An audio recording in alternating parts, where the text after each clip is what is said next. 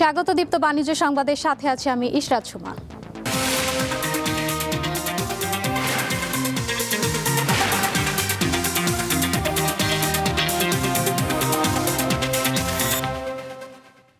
আমদানির অনুমতি দেওয়ার পর একদিনের ব্যবধানে কেজিতে 20 থেকে 40 টাকা পর্যন্ত কমেছে পেঁয়াজের দাম।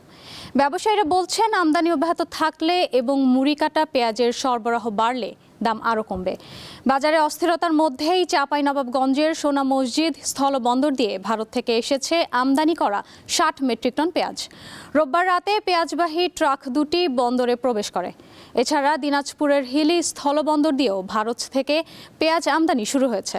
রোববার বিকেল 4:30টায় ভারত থেকে পেঁয়াজ বোঝাই 3টি ট্রাক বন্দরে প্রবেশ করে। আমদানির খবরে বন্দর এলাকায় খুচরা পর্যায়ে এক লাফে কেজিতে দাম কমেছে 30 থেকে 35 টাকা।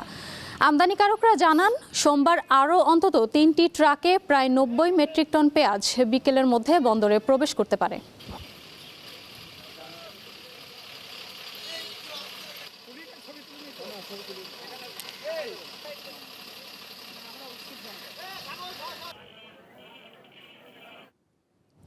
পেঁয়াজের আমদানির বিষয়ে জানাতে দিনাজপুর থেকে যুক্ত আছেন সহকর্মী সুলতান মাহমুদ। সুলতান, গতকাল থেকে তো পেঁয়াজ আমদানি শুরু হয়েছে এবং সকাল থেকে পর্যন্ত হিলি স্থলবন্দর দিয়ে কয়টি ট্রাক প্রবেশ করেছে বাংলাদেশে এবং স্থানীয় বাজারে আপনি দাম কিরকম দেখছেন?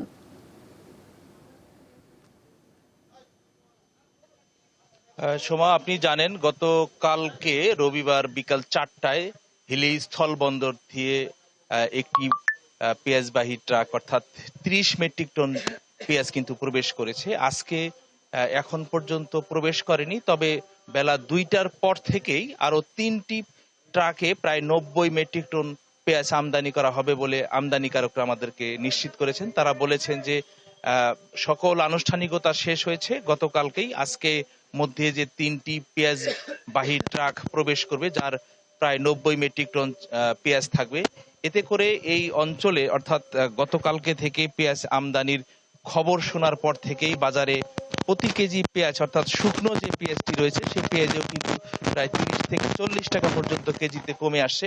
আজকে আপনাকে যদি একটু তথ্য দিয়ে রাখি যে এই যে আমি যে পেঁয়াজটি এখন দেখাচ্ছি সেটি হলো শুকনো পেঁয়াজ। এই পেঁয়াজটি আজকের বাজারে কিন্তু পাইকারি দরে বিক্রি হচ্ছে 90 টাকা কেজি দরে। এটি খুচরা বাজারে গিয়ে 100 টাকা থেকে 110 টাকা পর্যন্ত কেজি দরে বিক্রি হচ্ছে।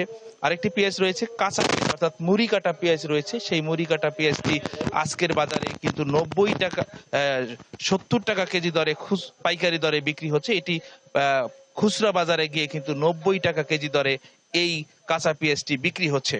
এবং পাতাযুক্ত যে পেঁয়াজ রয়েছে এখানেও কিন্তু আমরা দেখেছি 40 টাকা কেজি দরে বিক্রি হচ্ছে, যার কারণে গত 2 দিনের তুলনায় পেঁয়াজের বাজারে যে অস্থিরতা ছিল সেটি কিন্তু একেবারেই কমে গিয়েছে। অর্থাৎ পেঁয়াজের যথেষ্ট সরবরাহ রয়েছে, যার কারণে কিন্তু পেঁয়াজের এখন কিন্তু দাম অনেকটাই সহনশীল পর্যায়ে আসছে বলে ব্যবসায়ীরা আমাদেরকে জানিয়েছেন। দিনাজপুরের একজন আড়তদার পেঁয়াজ ব্যবসায়ী রয়েছেন, তিনি শামীম হোসেন। আমি তার কাছে একটু সরাসরি জানতে চাবো, ভাই আপনারা তো যেহেতু পেঁয়াজ গতকালকে আমরা দেখেছি বাজারে একটু অস্থিরতা অবস্থার মধ্যে ছিল, হঠাৎ করে পেঁয়াজের দাম অর্থাৎ শুকনো পেঁয়াজ কমে গেছে, ভারত থেকে পেঁয়াজ আমদানি শুরু হয়েছে, মুড়ি কাটা পেঁয়াজেরও সরবরাহ রয়েছে, আসলে হঠাৎ করে পেঁয়াজের দাম বৃদ্ধি হয়েছিল আবার কেনই বা আবার ভারত থেকে মনে করেন এলসি পেঁয়াজ আমদানি হয়েছে, এই জন্য পেঁয়াজের দামটা মেন কথা হলো কৃষক পর্যায়ে আমদানি হলে দাম কমবে।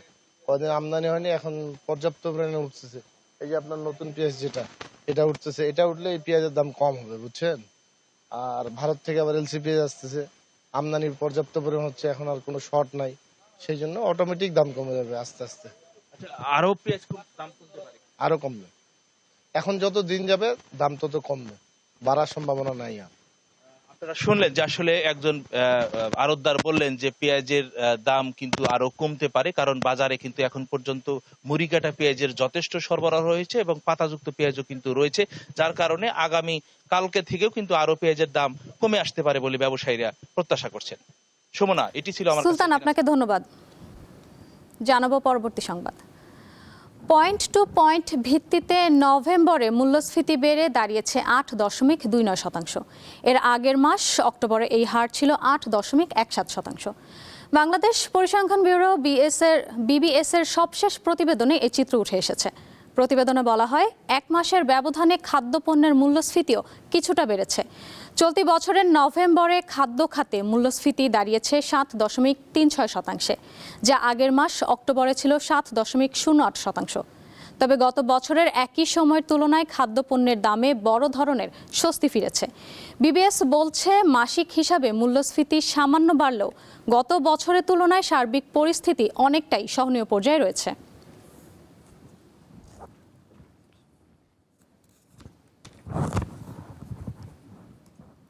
দেশের বাজারে বাড়ল ভোজ্য তেলের দাম।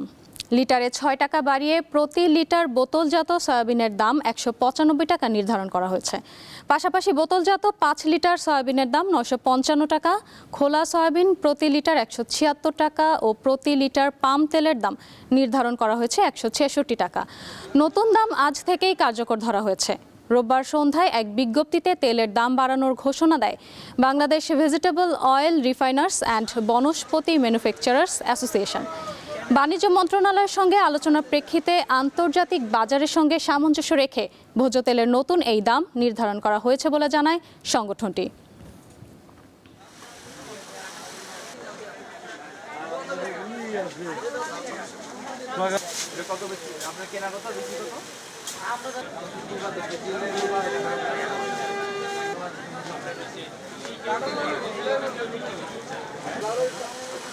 আমাদের এখানকার না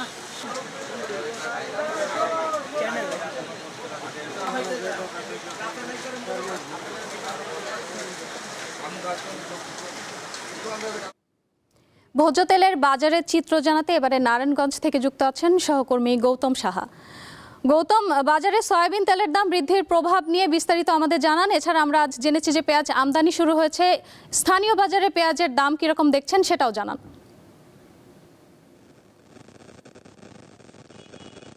আজ থেকে নতুন করে কিন্তু সয়াবিন তেলের দাম নির্ধারণ করা হয়েছে।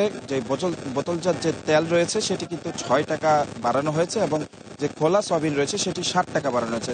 একই সাথে কিন্তু পাম অয়েল যেটি রয়েছে সেটি কিন্তু 16 টাকা কিন্তু বাড়ানো হয়েছে বলে আমরা যে বিষয়টি জানতে পেরেছি।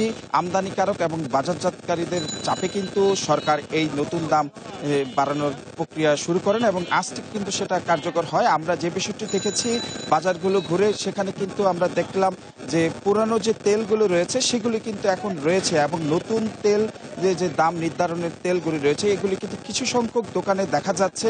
তবে মূল্যস্ফীতির এই সময়ে ভোক্তাদের উপর অতিরিক্ত চাপ পড়বে বলে মনে করছেন সংশ্লিষ্টরা এবং ভোক্তারা যে বিষয়টি জানিয়েছেন, এই অতিরিক্ত দাম বৃদ্ধির কারণে তারা কিন্তু এক ধরনের হিমশিম খাচ্ছেন। ক্রয় ক্ষমতার বাইরে যেহেতু চলে গেছে তাদের এই পণ্যগুলোর তেল যে রয়েছেন, সেই সাথে আমরা যে বিষয়টি দেখেছি গত সপ্তাহে কিন্তু কোনো প্রকার নির্দেশনা ছাড়াই নীরবভাবে কিন্তু যে তেল সরবরাহকারী প্রতিষ্ঠানগুলি রয়েছেন তারা কিন্তু 9 টাকা বেশি দামে তেল বিক্রি করছেন, সেই বিষয়টি আমরা দেখেছি। এবং এই যে তেল বৃদ্ধি করা হয়েছে, বিশেষ করে পাম অয়েলের দাম 16 টাকা কিন্তু বেশি বৃদ্ধি করা হয়েছে, সবচেয়ে বেশি, যেটা 166 টাকায় আজ কিন্তু বিক্রি হচ্ছে, যে বিষয়টি দেখেছি। তবে ক্রেতা এবং খুচরা বিক্রেতার মধ্যে কিন্তু এক ধরনের মিশ্র প্রতিক্রিয়া আমরা দেখতে পেয়েছি। খুচরা বিক্রেতারা যে বিষয়টি জানালেন যে দাম বিক্রির কারণে এক প্রকার যে ক্রেতাদের সাথে তারা কিন্তু বাকবিতণ্ডতা কিন্তু তারা জড়িয়ে পড়ছেন, যে বিষয়টি জানাচ্ছেন। তবে দাম বৃদ্ধির কারণে তাদের কিন্তু এক ধরনের অস্থিরতা দেখা দিচ্ছে। ডিলার পর্যায়ে দাম নির্ধারণ আগে থেকে কিন্তু বাড়িয়ে দেওয়া হয়, সেই বিষয়টি কিন্তু তাদের ভিতর প্রভাব পড়ে। আমি যদি একটু আপনাদের পেঁয়াজের বাজারের দিকে জানাতে চাই, সেখানে কিন্তু আজও কিন্তু 130 টাকার দরে কিন্তু পুরাতন যে পেঁয়াজটি রয়েছে সেটি কিন্তু বিক্রি হচ্ছে এবং নতুন পেঁয়াজের যে বিষয়টি রয়েছে সেটি কিন্তু কিছু সংখ্যক দোকানে দেখা গেছে 180 টাকা বিক্রি হচ্ছে এবং ভোক্তাদের সংরক্ষণ এবং দিকে চিন্তা করে দাম নির্ধারণ করার দাবি জানিয়েছেন ভোক্তারা। এই ছিল আসলে আমার কাছে নারায়ণগঞ্জের আজকের পেঁয়াজ এবং তেলের সর্বশেষ পরিস্থিতি। গৌতম, আপনাকে ধন্যবাদ। সহজে ক্ষুদ্র ঋণ প্রাপ্তি ও শিল্পের প্রয়োজনীয় কাঁচামাল না পাওয়ায় নানা সমস্যার মুখে পড়ছেন ক্ষুদ্র উদ্যোক্তারা। তারা বলছেন, ব্যাংকগুলোর 25% ঋণ ক্ষুদ্র ও মাঝারি শিল্প উদ্যোক্তাদের জন্য বরাদ্দ থাকলেও তা বিতরণ করা হয় না। রোববার রাজধানীর আগারগাঁওয়ে শুরু হওয়া SME পণ্য মেলার উদ্বোধনী অনুষ্ঠানে তারা এসব কথা বলেন। 8 দিনের এ মেলায় প্রায় 350 প্রতিষ্ঠান অংশ নিচ্ছে। ক্ষুদ্র ও মাঝারি শিল্প উদ্যোক্তাদের উৎপাদিত পণ্যের প্রচার, প্রসার, বিক্রয় এবং স্থানীয় ও আন্তর্জাতিক পর্যায়ে বাজার সম্প্রসারণে এসএমই ফাউন্ডেশন 2012 সাল থেকে জাতীয় এসএমই পণ্য মেলা আয়োজন করে আসছে। এবার মেলায় অংশ নেয়া তৈরি পোশাক খাতের সবচেয়ে বেশি 74টি প্রতিষ্ঠান রয়েছে। এছাড়া হস্ত ও কারুশিল্প, জুতা ও চামড়াজাত পণ্য, পাটজাত পণ্য, কৃষি ও খাদ্য প্রক্রিয়াজাতকরণ সহ নানা ধরনের এসএমই পণ্যের পসরা সাজিয়ে বসেছেন উদ্যোক্তারা। শিল্পের নানামুখী সমস্যা উদ্যোক্তাদের উৎপাদন ও বাজারজাতকরণ বাধার মুখে ফেলছে। র মেটেরিয়ালটা আমাদের একটু প্রাইসটা যদি আরো লো করা যায় এটা আমাদের জন্য খুব ভালো হয়। যেমন মেটাল অ্যান্ড অল এগুলোর প্রাইস অনেক হাই, বিকজ আমাদের প্রত্যেকটা প্রোডাক্টই মেটাল অ্যান্ড উড। এই মেলায় কিন্তু অনেকেই আছে অনলাইন বিজনেস করি, কিন্তু আমাদের যখন বলা হয় যে লোনের জন্য, তখন তারা বলে আপনাকে হচ্ছে বিজনেস এরিয়ার ঠিকানা দিতে হবে। সার্টিফিকেশন সমস্যাটাও একটা বড় সমস্যা। বিভিন্ন রকম সার্টিফিকেটের প্রয়োজন হয়, যেটা আমরা দিতে পারি। এটার জন্য যে সার্টিফিকেট যে অথরিটি, সেগুলো ইন্টারন্যাশনাল অথরিটি, এগুলি বাংলাদেশ সরকারকে অ্যারেঞ্জমেন্টটা করতে হবে। রবিবার রাজধানীর আগারগাঁয়ে মেলার উদ্বোধনী অনুষ্ঠানে বক্তারা জানান, ক্ষুদ্র ও মাঝারি উদ্যোক্তারা সহজ শর্তের ঋণ ও সরকারি সহযোগিতা পেলে বেকারত্ব দূর হওয়ার পাশাপাশি ব্যাপক কর্মসংস্থান সৃষ্টি হবে। আপনার ঋণ বিতরণের লক্ষ্যমাত্রা এসএমই সেক্টরে, টোটাল ব্যাংকিং সেক্টরে যা হবে তার 25% হতে হবে।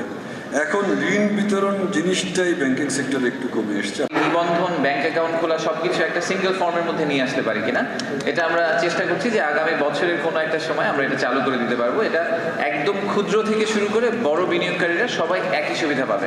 এসএমই খাতের বিকাশের মাধ্যমে শিল্পায়ন, কর্মসংস্থান এবং দারিদ্র্য বিমোচন ও সুষম উন্নয়ন সম্ভব। বর্তমানে বাংলাদেশের প্রায় 99% শিল্পই কুটির, মাইক্রো, ক্ষুদ্র বা মাঝারি খাতের অন্তর্ভুক্ত। আগামী 14 ডিসেম্বর পর্যন্ত প্রতিদিন সকাল 10টা থেকে রাত 9টা পর্যন্ত এসএমই পণ্য মেলা সবার জন্য উন্মুক্ত থাকবে। ক্লাস্টার উন্নয়ন, প্রযুক্তি, শাহরিয়ার ইমন, দীপ্ত সংবাদ, ঢাকা। উৎপাদিত পণ্যের এই ছিল এখনকার দীপ্ত বাণিজ্য সংবাদে। এরপর দীপ্ত আন্তর্জাতিক সংবাদ দেখার আমন্ত্রণ রইল। সাথে থাকার জন্য ধন্যবাদ।